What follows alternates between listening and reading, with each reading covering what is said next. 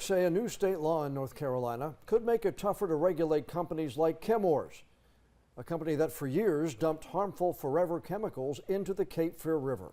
The REINS Act became law at the end of July after the General Assembly voted to override Governor Josh Stein's veto of House Bill 402.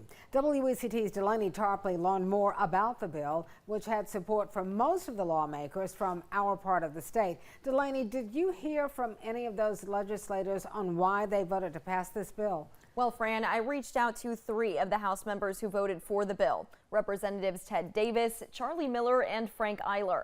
I didn't hear back from Davis or Miller, but Representative Eiler sent me a statement saying he voted for the bill because he believes it was, quote, common sense. But someone with Cape Fear Public Utility Authority tells me they view it as a disappointment that could lead to fewer environmental regulations.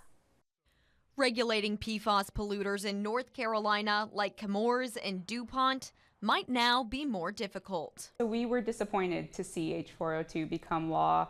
We have advocated for a long time at the state level for limits on discharges, controls on pollutions that affect water. Cami Bellamy, a spokesperson for Cape Fear Public Utility Authority, says because of House Bill 402, rules that would limit PFAS contamination will be more complicated to implement. It requires any rule or regulation costing more than $20 million over 5 years to pass through the General Assembly before becoming law. It takes the power to approve regulations away from state boards and agencies and puts it in the hands of elected representatives. Many have criticized the bill's possible environmental impacts too. Governor Josh Stein vetoed the bill, saying, quote, "This bill would make it harder for the state to keep people's drinking water clean from PFAS and other dangerous chemicals," end quote. But the General Assembly voted to override Stein's veto.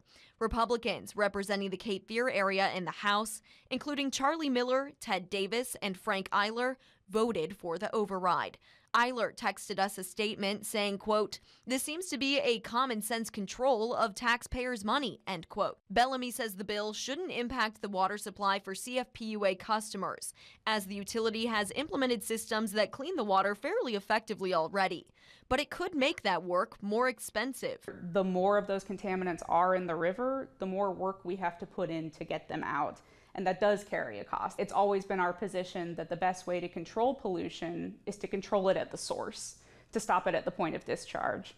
And if our state agencies are not as able to do that, it means more work for utilities. Regardless of the change and the potential hurdles CFPUA now faces in advocating for more regulations surrounding PFAS contamination, Bellamy says they won't give up. We're going to continue working with our local leaders, our state delegation, and the Environmental Management Commission on ways to hold polluters accountable and to protect our customers. 2 Democrats joined all Republicans in the state House in voting to override the governor's veto of House Bill 402. The Senate vote was along party lines. Delaney Tarpley, WECT News.